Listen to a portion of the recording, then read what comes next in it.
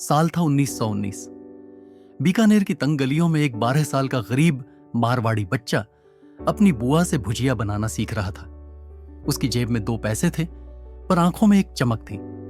उसे नहीं पता था कि यही भुजिया एक दिन हजारों करोड़ के बिजनेस की नींव बनेगी और पूरी दुनिया में बिकने वाले लाखों पैकेट्स पर उसका नाम लिखा होगा, हल्दीराम। हल्दीराम का जन्म 1908 में बीकानेर के एक साधारण परिवार में हुआ था। उनके दादा भुजिया बेचते थे और बचपन से ही हल्दीराम को उस स्वाद में जादू दिखता था।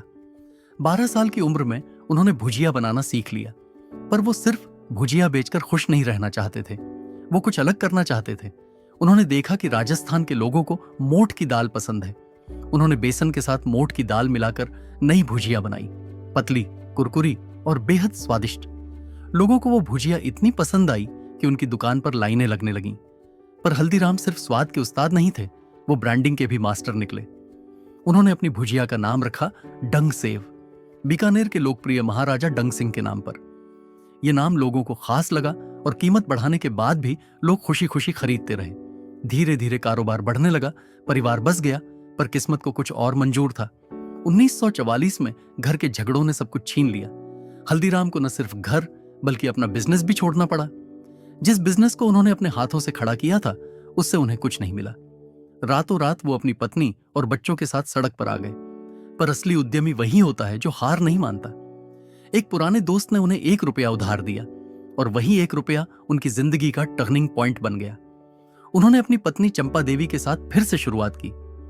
चंपा देवी स्वादिष्ट मूंग दाल बनाती थीं, तो उन्होंने उसी से नया काम शुरू किया। सुबह सुबह भुजिया और मूंग दाल बनाते और दिन भर बाजार में बेचते। कुछ ही समय में लोगों ने फिर से कहा, हल्दीराम वापस आ गया। मेहनत, स्वाद और ईमानदारी ने उन्हें फिर खड़ा कर दिया। कुछ साल बाद एक शादी में वो कोलकाता गए। वहां सब मेहमान उनकी भुजिया के दीवाने हो गए। उन्होंने तुरंत समझ लिया, कोलकाता उनके लिए नई शुरुआत हो सकती है। 1955 में उनके बेटे रामेश्वर लाल और पोते शिव किशन ने सिर्फ 8 स्क्वायर फीट की दुकान से कोलकाता में कारोबार शुरू किया। शुरुआत में मुश्किलें आईं, लेकिन बंगाली मिक्सचर नाम की नई नमकीन लॉन्च करके उन्होंने कोलकाता के लोगों का दिल जीत लिया। धीरे धीरे हल्दीराम का बिजनेस बीकानेर से भी बड़ा हो गया। अब बारी थी नागपुर की। शिव किशन नागपुर पहुंचे, जहां लोगों को मिठाई का शौक था। उन्होंने भुजिया के साथ काजू कतली बेचना शुरू किया। पहले तो लोग झिझके, तो शिव किशन ने उन्हें फ्री सैंपल दी। एक बार जिसने खाई वो फैन बन गया। फिर उन्होंने रसगुल्ला, रसमलाई, मलाई लड्डू जैसे स्वीट्स शुरू किए और देखते ही देखते नागपुर में हल्दीराम का नाम मिठाइयों का राजा बन गया। 1970 के दशक में हल्दीराम सिर्फ भुजिया वाला नहीं रहा। अब वो स्नैक्स, स्वीट्स और रेस्टोरेंट की दुनिया में कदम रख चुका था। शिव किशन ने नागपुर में पहला 30 सीटों वाला रेस्टोरेंट खोला। लोगों को साउथ इंडियन खाना पसंद था, इसलिए उन्होंने डोसा और इडली से शुरुआत की। जैसे ही भीड़ बढ़ी, उन्होंने समोसा और कचौड़ी मेनू में जोड़ दिए और वही हुआ जो हर बार होता था। लोग हल्दीराम के स्वाद के दीवाने हो गए। धीरे धीरे नागपुर में कई आउटलेट खुल गए। 1982 में दिल्ली की बारी आई। मनोहर लाल और मधुसूदन ने चांदनी चौक में नया बिजनेस शुरू किया। यहां कंपटीशन बहुत था, पर हिम्मत उससे ज्यादा।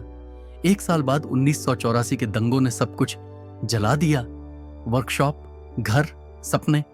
लेकिन मनोहर लाल ने हार नहीं मानी।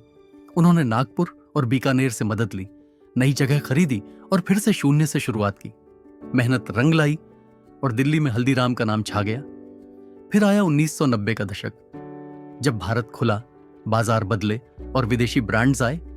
सब पैकेजिंग में करोड़ों लगा रहे थे, लेकिन किसी ने इंडियन स्नैक्स को पैक करके बेचने की नहीं सोची थी। हल्दीराम ने इस मौके को पहचाना। उन्होंने पहली बार भुजिया को नाइट्रोजन पैकेजिंग में बेचना शुरू किया। इससे उसकी शेल्फ लाइफ हफ्तों से बढ़कर महीनों की हो गई। अब हल्दीराम का नाम सिर्फ बीकानेर या नागपुर तक नहीं, बल्कि भारत के हर शहर, हर घर तक पहुंच गया। उन्होंने सैकड़ों प्रोडक्ट्स लॉन्च किए, भुजिया, आलू भुजिया, रसगुल्ला, सोहन पापड़ी, पिकल्स और सैकड़ों पैक्ड फूड्स। हर बजट के हिसाब से छोटे बड़े पैक बनाए ताकि हर घर हल्दीराम को खरीद सके। आज हल्दीराम्स भारत का नहीं, बल्कि दुनिया का गर्व है। अमेरिका से लेकर सिंगापुर, यूके तक 80 से ज्यादा देशों में उनके स्नैक्स बिकते हैं। एक छोटा लड़का जिसने 2 पैसे की भुजिया बेची थी, आज उसी ब्रांड ने 9,000 करोड़ रुपए से ज्यादा का कारोबार खड़ा कर दिया है।